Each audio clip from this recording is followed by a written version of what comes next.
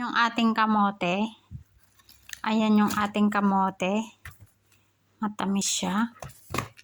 Ayan, so bali maghuhugas tayo ng kamote ni Bossing bukas kasi every morning siya kumakain ng ganito. Parang yun yung breakfast niya. Ayan, kamote tsaka kape. Ayan, solve na siya.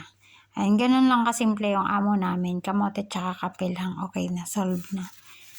Ayan. So, magpupunas. Lilinisan ko siya. Kiskisin ko yung dito niya, yung skin niya. Para kahit kainin mo na yung skin, okay lang. At least nalinisan na.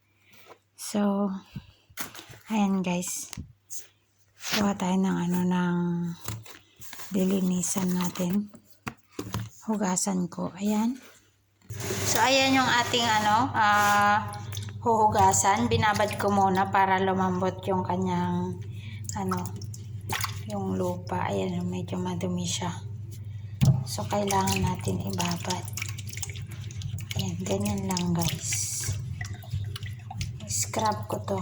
I-scrubbing ko siya ng sponge. Ayan, kasi madumi. Ayan, himas-himasin lang natin. Himas-himas. Charot.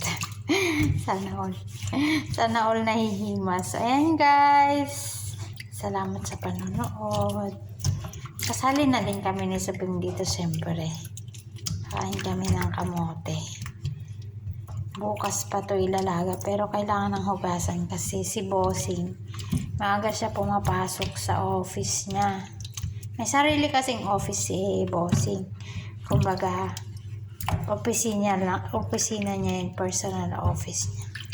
Ayan. Maaga lang siyang pumupunta doon kasi madami siyang ginagawa.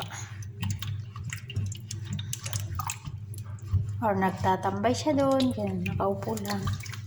Ayan guys, thanks for watching. Mahirap din pala linisan, no? Tignan mo, hindi pa siya pumuti. Ayan guys, bye-bye.